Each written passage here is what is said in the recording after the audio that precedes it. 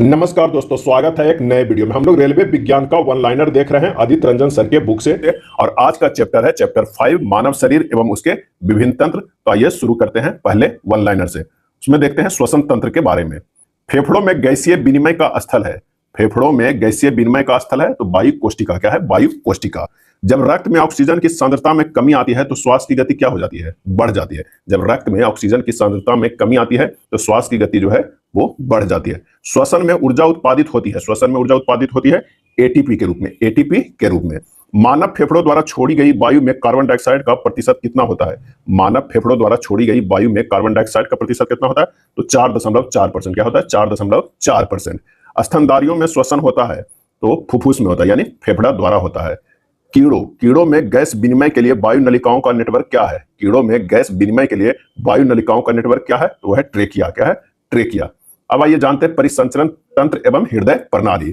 खाली स्थान नामक वैज्ञानिक द्वारा रक्त परिसंचरण तंत्र की खोज की गई थी। सही जवाब हो जाएगा विलियम हार्वे के द्वारा जो है परिसंचरण तंत्र की खोज की गई थी। रक्त का पीएच मान कितना होता है? तो 7.4 होता है। रक्त का पीएच मान 7.4 होता है।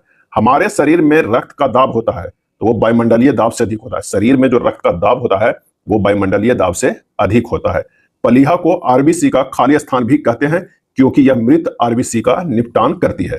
प्लीहा को आरबीसी का कब्रगाह कहते हैं क्योंकि यह मृत आरबीसी का निपटान करती है। लाल रक्त कणिकाएं मुख्यतः बनती है। लाल रक्त कणिकाएं मुख्यतः बनती है तो अस्थि मज्जा में। कहां बनती है? अस्थि मज्जा में। रक्त में लाल रंग निम्न में से किसके कारण होता है? तो वो होता है हीमोग्लोबिन के कारण। क्या है? हीमोग्लोबिन के कारण होता है। रक्त शरीर में क्या कार्य करता है? तो सारे शरीर में ऑक्सीजन पहुंचाता है। सारे शरीर में जो है वो ऑक्सीजन पहुंचाता है। रक्त शरीर में क्या कार्य करता है? तो सारे शरीर में ऑक्सीजन पहुंचाता है। मनुष्य का औसत रक्तचाप होता है कितना? तो 120/80। कितना होता है? 120/80 होता है। मनुष्य का औसत जो है ब्लड प्रेशर कितना है? 120/80। इनमें से रक्त दाब का मापक यंत्र कौन सा है? तो वो है स्फिग्मोमैनोमीटर। स्फिग्मोमैनोमीटर से रक्त दाब का माप करते हैं। रक्त समूहों की खोज की थी किसने? रक्त समूहों की खोज की तो कार्ल लैंड स्टीनर ने। कार्ल लैंड स्टीनर ने। मानव रक्तदान के लिए कौन सा रक्त सर्वाधिक दाता है? यानी यूनिवर्सल डोनर कौन है? तो वो यूनिवर्सल जो डोनर है वो है ओ समूह का। ओ समूह का। उसमें भी कभी कभी दिया जाता है ओ पॉजिटिव ओ निगेटिव। तो जो रक्त का डोनर है, यूनिवर्सल डोनर है, वो कौन है? तो वो निगेटिव है। क्या है? वो निगेटिव जो है यूनिवर्सल डोनर है। चलिए, ए बी रक्त वाला व्यक्ति किसी ऐसे व्यक्ति को रक्त ले सकता है जिसका रक्त वर्ग क्या है? तो कोई भी वर्ग हो। ए बी रक्त वाला जो है व्यक्ति किसी से भी रक्त ले सकता है, चाहे वह कोई भी हो।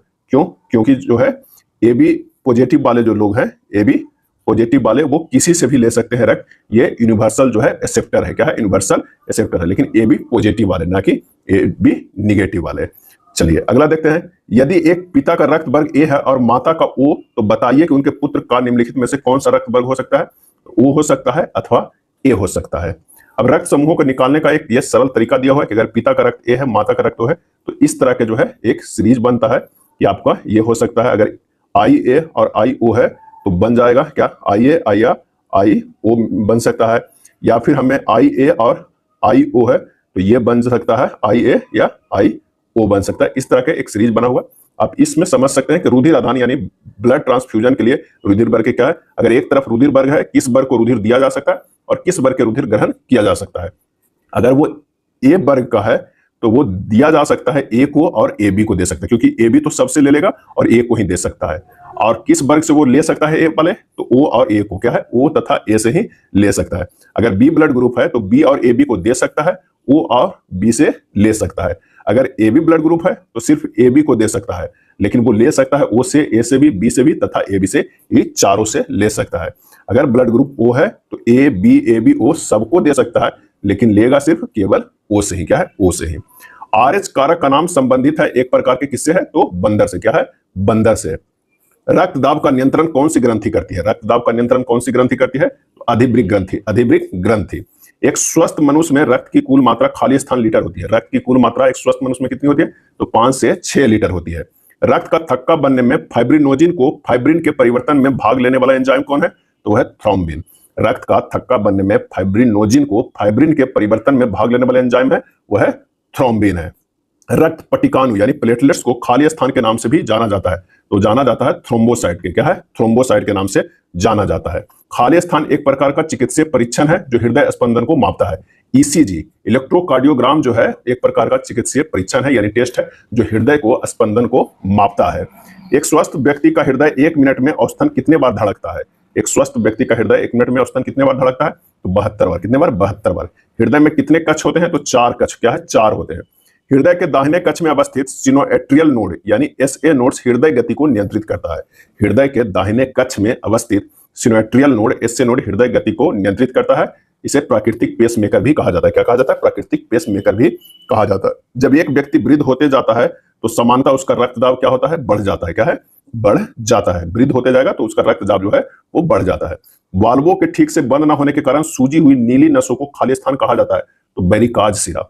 वाल्वों को ठीक से बंद न होने के कारण सूजी हुई नीली नसों को बेरिकाज सिरा कहा जाता है। लाल रक्त कणिकाओं का जीवन काल कितना होता है? लाल रक्त कणिकाओं का जीवन काल कितना होता है? तो लगभग 120 दिन होता है। कितना? 120 दिन होता है। श्वेत रक्त कणिकाओं का जीवन काल कितना होता है? तो लगभग 12 से 20 दिन। 12 से 20 दिन होता है। समान मनुष्य के हृदय का वजन लगभग जो है वो 300 ग्राम होता है। कितना होता है? 300 ग्राम। समान मनुष्य के हृदय का वजन 300 ग्राम होता है।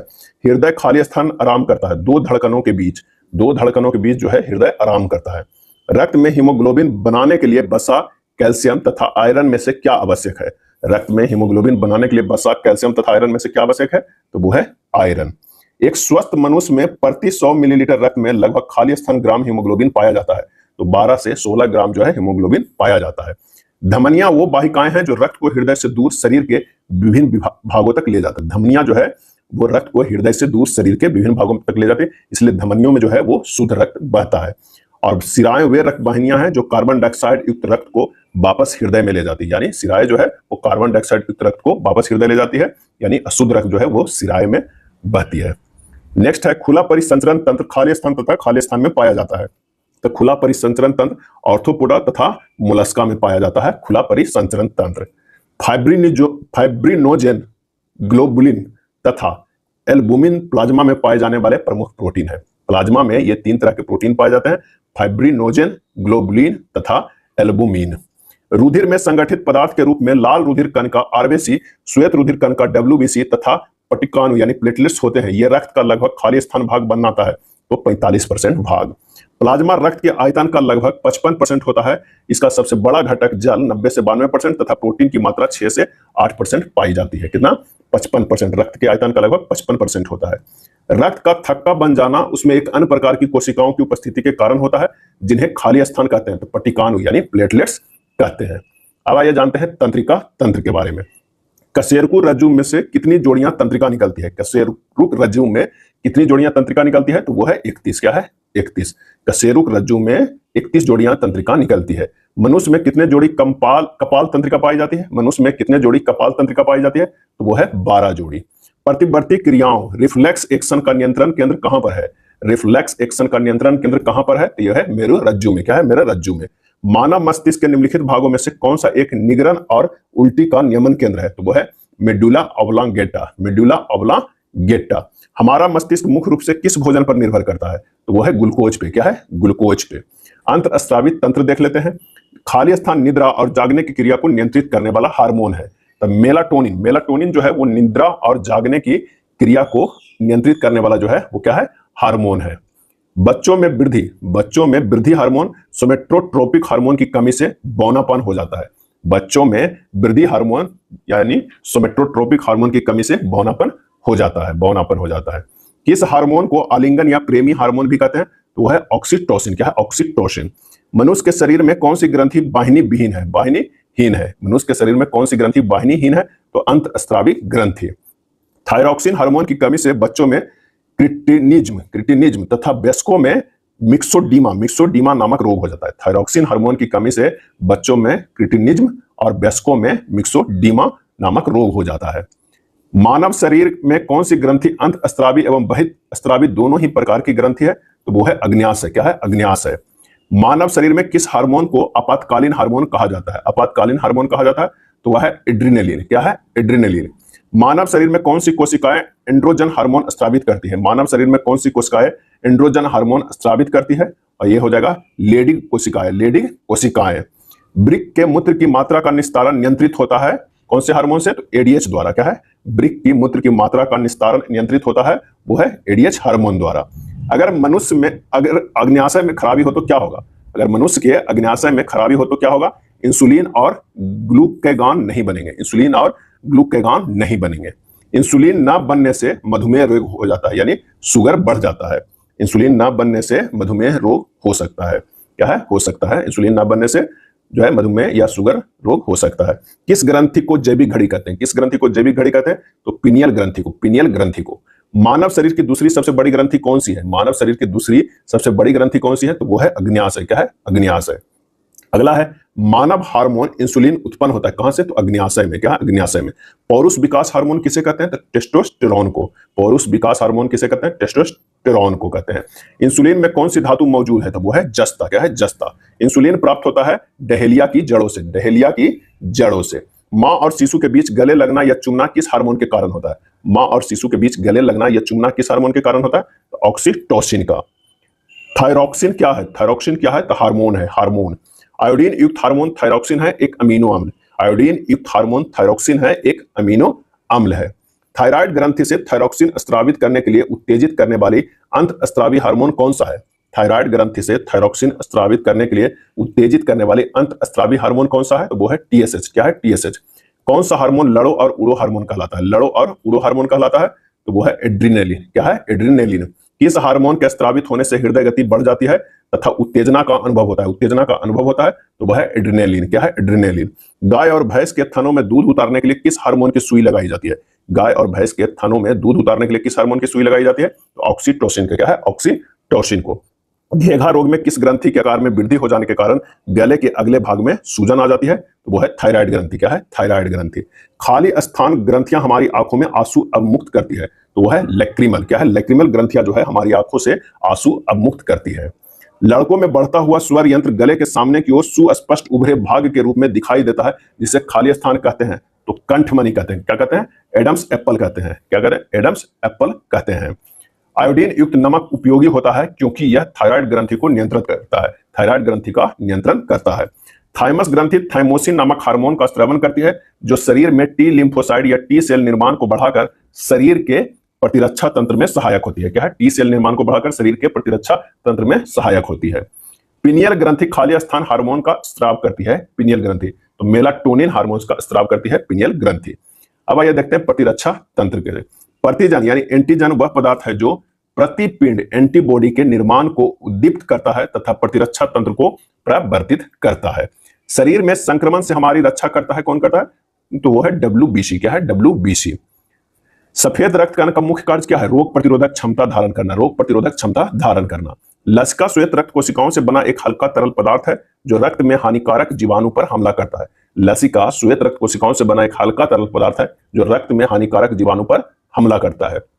खाली स्थान स्तनपान के शुरुआती दिनों में नई माताओं द्वारा स्रावित एक तरल पदार्थ में पोषक तत्व होते हैं जो एक बच्चे की प्रतिरक्षा प्रणाली को बढ़ावा देते हैं और उनका संक्रमण से लड़ने में मदद करते हैं, तो वो है कोलोस्ट्रम। क्या है? कोलोस्ट्रम स्तनपान के शुरुआती दिनों में निकलता है। रुधिर में श्वेत रक्त कणिकाओं की अत्यधिक मात्रा में उपस्थिति को रोग विज्ञान की भाषा में कहते हैं ल्यूकेमिया, यानी रक्त कैंसर। रुधिर में श्वेत रक्त कणिकाओं की अत्यधिक मात्रा की उपस्थिति को रोग विज्ञान की भाषा में ल्यूकेमिया या रक्त कैंसर कहते हैं। अब देखते हैं उत्सर्जन तंत्र के बारे में। ब्रिक की संरचनात्मक एवं कार्यात्मक इकाई होती है तो नेफ्रॉन। ये आरआरबी का सबसे इंपॉर्टेंट प्रश्न होता है, कई बार पूछा गया है कि ब्रिक की संरचनात्मक एवं कार्यात्मक इकाई को क्या कहते हैं? तो नेफ्रॉन। मानव सूत्र का पीला रंग एक वर्णक के कारण होता है जिसे कहते हैं यूरोक्रोम। क्या कहते हैं? यूरोक्रोम। मनुष्य शरीर में खून के शुद्धिकरण की प्रक्रिया को कहते हैं डायलिसिस। क्या कहते हैं? डायलिसिस। डायलिसिस किससे संबंधित है? तो ब्रिक से। क्या है? ब्रिक से। ब्रिक के प्रति मिनट औसत रक्त प्रवाह होता है, ब्रिक से प्रति मिनट औसत रक्त प्रवाह होता है 1200 सीसी। क्या है? 1200 सीसी। मानव ब्रिक स्मरी यानी किडनी स्टोन में पाए जाने वाला प्रमुख रासायनिक यौगिक जो है वो है कैल्शियम ऑक्जेलेट। क्या है? Calcium oxalate. यूरिया किसमें संश्लेषित होता है? यूरिया किसमें संश्लेषित होता है? तो वो है यकृत में। वयस्क मनुष्य सामान्यतः 24 घंटे में खाली स्थान लीटर मूत्र करता है। वयस्क मनुष्य सामान्यतः 24 घंटे में 1 से 1.8 लीटर मूत्र जो है निकालता है। लवण और यूरिया जल के साथ स्वेद यानी पसीने के रूप में शरीर से बाहर निकाल दिए जाते हैं। लवण और यूरिया जल के साथ पसीने के रूप में शरीर से बाहर निकाल दिए जाते हैं। अब आइए जानते हैं पाचन तंत्र के बारे में। एल्कोहल के निरावीषण के लिए मानव अंगों में कौन उत्तरदायी है? तो वो है यकृत। क्या है? यकृत। एल्कोहल का निरावीषण के लिए मानव अंगों में कौन उत्तरदायी है? तो यकृत। लार किसके पाचन में मदद करता है? तो स्टार्च के। क्या है? स्टार्च के। मानव शरीर में कौन सा अंग पीत रस का उत्पादन करता है? तो वो है यकृत। क्या है? यकृत पीत रस कहां संग्रहित होता है? तो पित्ताशय में। कहां संग्रह होता है? पित्ताशय में संग्रह होता है। मानव में स्टार्च जैसे कार्बोहाइड्रेट का पाचन किस भाग में शुरू होता है? तो मुख गुहिका में। क्या है? मुख गुहिका में। जुगाली करने वाले पशु रूमिनेंट जैसे मवेशियों में खाली स्थान में मौजूद जीवाणु बैक्टीरिया सेलुलोज के पाचन में मदद करते हैं। तो वह रूमेन में मौजूद जीवाणु सेलुलोज के पाचन में मदद करते हैं। किस जानवर के पाचन तंत्र में एक ही द्वार होता है जो मुंह और गुद्दा दोनों का काम करता है? तो वो है प्लेटीहेल्मिन्थेज। क्या है? प्लेटीहेल्मिन्थेज। किस भोजन को पचाने के लिए छोटी आंत के लंबी होने की आवश्यकता होती है? किस भोजन को पचाने के लिए छोटी आंत के लंबी होने की आवश्यकता होती है? तो वह है घास को। मानव की आहार नाल में दीर्घ रोम कहां पाई जाती है? मानव की आहार नाल में दीर्घ रोम कहां पाई जाती है? तो छोटी आंत में। इस प्रकार का कार्बोहाइड्रेट जठरांत्र पथ जीआई ट्रैक्ट द्वारा विघटित नहीं किया जा सकता है, ऊर्जा प्रदान नहीं करता है, लेकिन शरीर में अपशिष्ट पदार्थों को बाहर निकालने में मदद करता है और आंत्र ट्रैक्ट को स्वस्थ रखता है। तो वह है फाइबर। क्या है? फाइबर। जटिल खाद्य पदार्थ किसकी सहायता से सरल पदार्थों में टूट जाते हैं? जटिल खाद्य पदार्थ किसकी सहायता से सरल पदार्थों में टूट जाते हैं? तो वो है एंजाइम की।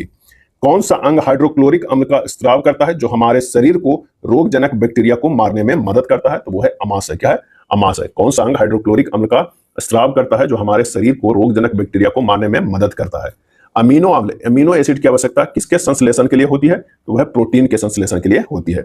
यदि किसी व्यक्ति का पित्ताशय निकाल लिया जाए तो उस व्यक्ति में वसा का पाचन समानता नहीं हो पाता है।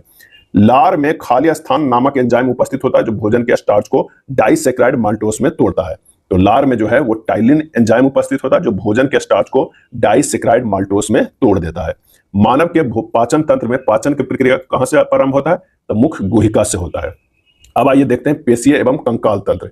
एक बड़ी पेशीय सीट जिसे डायाफ्राम कहा जाता है जो बच्च गुहा के सतह का निर्माण करती है। एक बड़ी पेशीय सीट जिसे डायाफ्राम कहा जाता है जो बच्च गुहा की सतह का निर्माण करती है। वयस्क मानव में होती है 206 हड्डियां। क्या है? 206 अस्थियां।